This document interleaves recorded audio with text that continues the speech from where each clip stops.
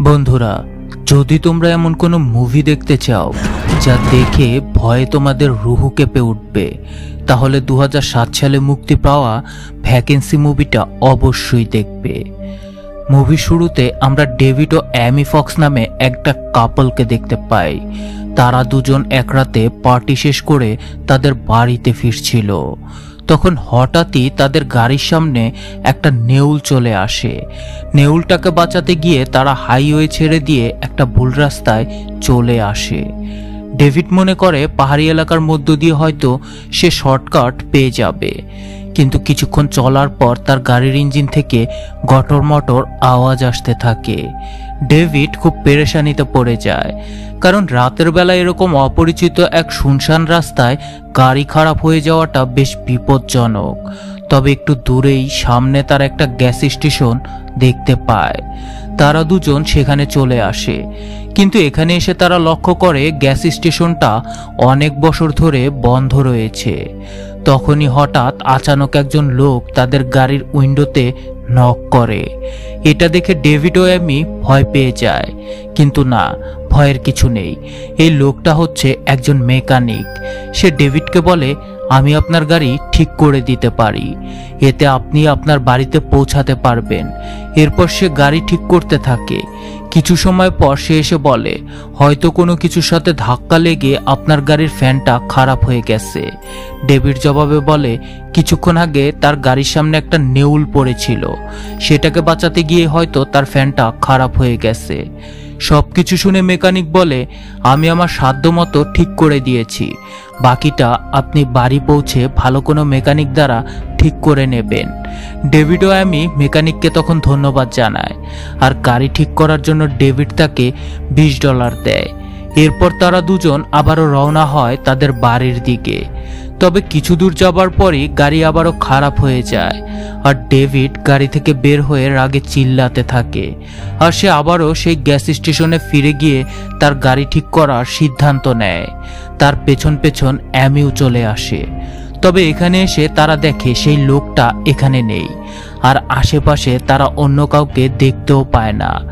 তবে তারা দেখে পাশেই একটা মোটেল রয়েছে, তাই তারা দুজন সেখানে চলে আসে। ডেভিড ও অ্যামি মোটেলের কাউন্টারে আসলে ভেতর থেকে তারা একটা মেয়ের চিৎকারের আওয়াজ শুনতে পায়। আওয়াজ শুনে তারা দুজন ঘাবড়ে ওঠে, তবে সাহস করে ডেভিড বেল বাজাতে থাকে।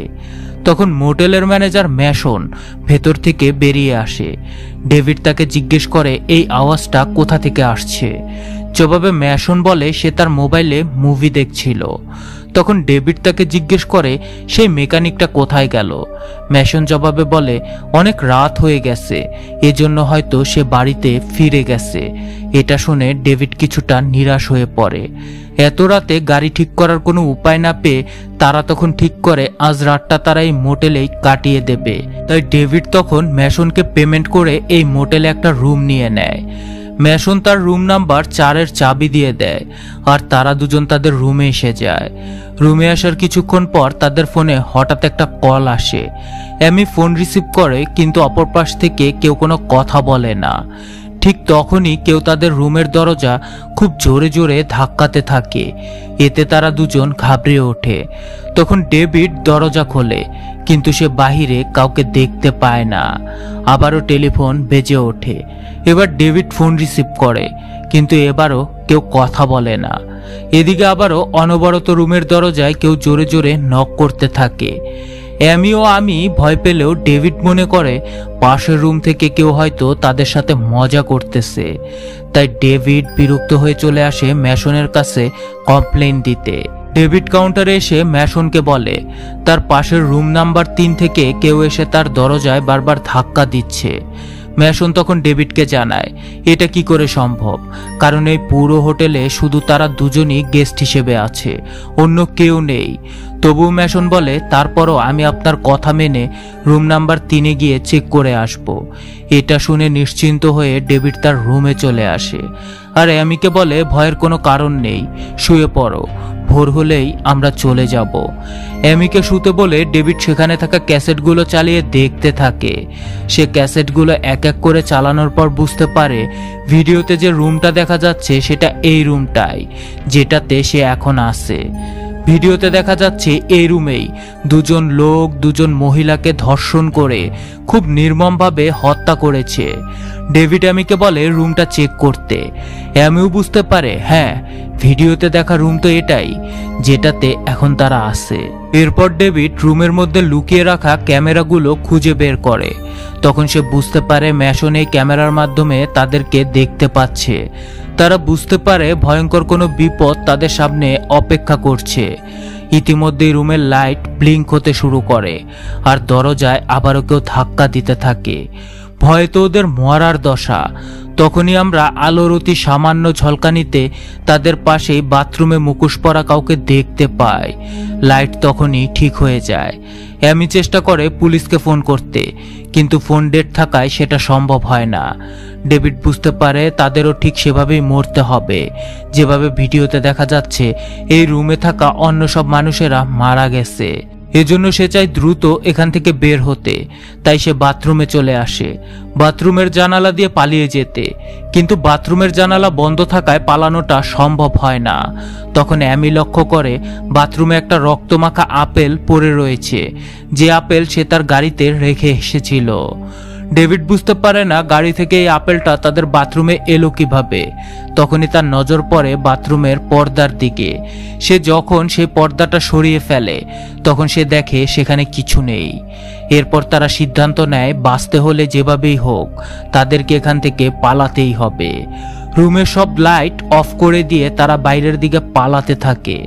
তখন মাস্ক পরা দুজন লোক তাদেরকে মারতে চলে এলে নিজেদের বাঁচাতে তারা আবারও রুমের মধ্যে দৌড়ে আসে।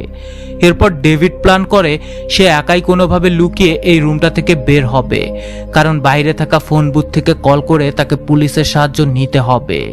এজন্য সে অ্যামিকে রুমে আটকে রেখে নিজে চলে আসে ফোন বুথে পুলিশকে কল করতে। এখানে এসে সে পুলিশকে কল করে, কিন্তু দুর্ভাগ্যবশত এই কল আসে ম্যাশনের কাছে। আর তখনই একটা দ্রুত গতির গাড়ি আসে আর পুরো ফোন বুথকে তছনছ করে দেয় এবং ডেভিডকে ধাওয়া করে। কিন্তু কোনো মতে ডেভিড সেখান থেকে বেঁচে রুমে চলে আসে। কিছুক্ষণ পর ডেভিড ও অ্যামা একটা ট্রাক আসতে দেখতে পায়। ট্রাক ড্রাইভারের অ্যাটেনশন পাবার জন্য ওরা দুজন জোরে জোরে জানালার কাছে এসে চিৎকার করতে থাকে। ট্রাক ড্রাইভার তাদেরকে দেখে নেয় আর তাদের দিকে আসতে থাকে। তখন ম্যাশন কিছু ক্যাসেট এনে সে ট্রাক ড্রাইভারকে দিয়ে দেয়। এটা দেখে ডেভিড ও অ্যামা বুঝে যায় ট্রাক ড্রাইভার ম্যাশনেরই লোক ছিল। ডেভিড ও অ্যামা ভয়ে জড়সড় হয়ে বসে থাকে। তারা বুঝতেই পারছিল এখান থেকে বেঁচে ফেরাটা সম্ভব নয়। ওদিকে মিস্টার ম্যানেজার তার চেম্বারে বসে সবকিছু পর্যবেক্ষণ করছিল। কিছুক্ষণ পর ডেভিড সেই হত্যাকাণ্ডের ভিডিওগুলো দেখলে একটা ব্যাপার সে কিছুতেই বুঝতে পারে না, যে সেই হত্যাকারীরা রুমের ভেতরে কিভাবে আসে। কারণ ভিডিওতে দেখা যাচ্ছিল রুমের দরজা বন্ধ থাকার পরেও হুট করে তারা কিভাবে যেন রুমের ভেতরে চলে আসে। এরপর সেটা চেক করতে ডেভিড বাথরুমে আসলে সেখানে সে একটা সুড়ঙ্গ খুঁজে পায়।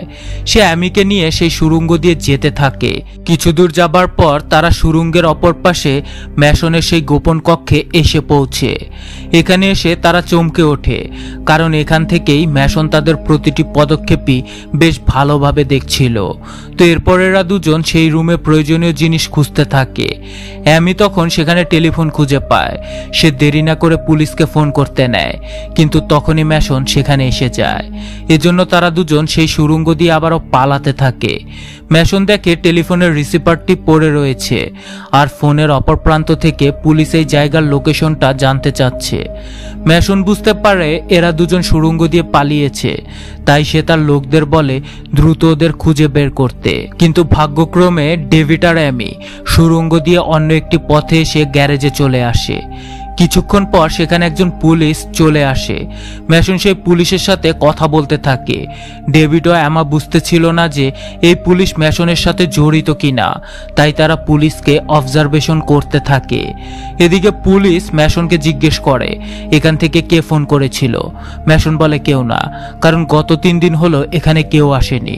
পুলিশ তখন বলে ঠিক আছে, আমি রুমের ভেতরে চেক করে দেখব। ম্যাশন তার সাথে আসে আর পুলিশ তাকে রুম খুলতে বলে। ম্যাশন তখন বলে সে ভুল চাবি নিয়ে এসেছে, তাই চাবি আনতে সে চলে যায়। পুলিশ তখন দেখে রুম তো খোলাই আছে, তাই সে ভেতরে চলে আসে। ভেতরে এসে সে সেই হত্যাকাণ্ডের ভিডিও দেখতে পায়। পুলিশ ভয় পেয়ে তার পিস্তল বের করে আর বাইরে বেরিয়ে আসে। ডেভিড আর অ্যামি বুঝতে পারে এই পুলিশ ম্যাসনের লোক নয়, তাই তারা দৌড়ে সেই পুলিশের কাছে চলে আসে। পুলিশ তাদের দুজনকে নিয়ে দ্রুত তার গাড়িতে বসে, কিন্তু তাদের গাড়ি স্টার্ট হয় না। পুলিশ তখন বের হয়ে গাড়ির ইঞ্জিন চেক করতে নেয়। তখন ম্যাসনের এক লোক এসে পেছন থেকে পুলিশটাকে চাকু দিয়ে মেরে ফেলে। এটা দেখে অ্যামি ও ডেভিড সেই গাড়ি থেকে বের হয়ে অন্য একটি রুমে চলে আসে। এই রুমে এসে ডেভিড উপরে একটা সিলিং দেখতে পায়। সে অ্যামিকে বলে সেখানে লুকিয়ে যেতে, আর বলে কোনো শব্দ করবে না, তাতে যাই হোক না কেন। অ্যামি তার কথা মেনে নেয়। ডেভিড অ্যামিকে বলে সে ম্যাসনের অফিসে যাবে সেখানে থাকা পিস্তল নিয়ে আসার জন্য। তো এরপর ডেভিড ম্যাসনের অফিসে যেতে নিলে হঠাৎ একজন হত্যাকারী এসে ডেভিডকে ছুরি মেরে দেয়। অ্যামি এসব কিছু লুকিয়ে থেকে দেখতে থাকে, কিন্তু কিছু করার নাই, শুধু চুপচাপ সে কাঁদতে থাকে। ম্যাসন তখন এখানে এসে দেখে অ্যামি নেই। সে মনে করে অ্যামি পালিয়ে গেছে, তাই সে তার লোককে লাগিয়ে দেয় অ্যামিকে খুঁজে বের করতে। তো পরদিন সকালে অ্যামি সিলিং থেকে নিচে নেমে আসে। তখন ম্যাসনের লোক অ্যামিকে ধাওয়া করতে থাকে। অ্যামি তখন দৌড়ে সেখানে থাকা একটা গাড়িতে উঠে বসে, কিন্তু যখনই সে গাড়ি স্টার্ট করতে নেয় তখনই ম্যাসনের লোক এসে গাড়ির ছাদে উঠে যায় আর তাকে মারার চেষ্টা করে। অ্যামি তখন নিয়ন্ত্রণ হারিয়ে গাড়ি নিয়ে মোটেলের ভেতরে চলে আসে। এতে করে ম্যাসনের দুজন লোকই গাড়ি অ্যাক্সিডেন্টে মারা যায়। ম্যাসনের এই দুজন লোকের মধ্যে একজন ছিল সেই মেকানিকটা যে মুভির শুরুতে অ্যামিদের গাড়ি ঠিক করার বাহানা করেছিল। তো এরপর অ্যামি সেখান থেকে বেরিয়ে ম্যাসনের অফিসে চলে আসে আর পুলিশকে আবারও ফোন করার চেষ্টা করে, কিন্তু সে দেখে ফোনের তার খুলে ফেলা হয়েছে। অ্যামি তখন দরজার উপর থেকে পিস্তল নিতে নিলে ম্যাসন তখন পেছন থেকে এসে অ্যামিকে মারতে থাকে। সে অ্যামির মৃত্যুর ভিডিও রেকর্ড করতে চায়, কিন্তু অ্যামি ম্যাসনের 3 নাম্বার পায়ে আঘাত করে পিস্তলটা নিয়ে নেয় আর ম্যাসনের উপর গুলি চালায়। এতে ম্যাসনেরও সেখানে মৃত্যু হয়ে যায়। অ্যামি তখন দৌড়ে চলে আসে ডেভিডের লাশের কাছে, কিন্তু না, সবাই মারা গেলেও ডেভিড মরে নাই, কারণ নায়কেরা কখনো মরে না। তো যাই হোক, ডেভিডকে জিন্দা দেখে অ্যামি খুশি হয়ে যায়। এরপর সে সাহায্যের জন্য ম্যাসনের রুমে এসে ফোনের লাইন ঠিক করে পুলিশকে ফোন করে এবং পুলিশের আসার অপেক্ষা করতে থাকে। আর এখানে এই মুভির দ্য এন্ড হয়ে যায়।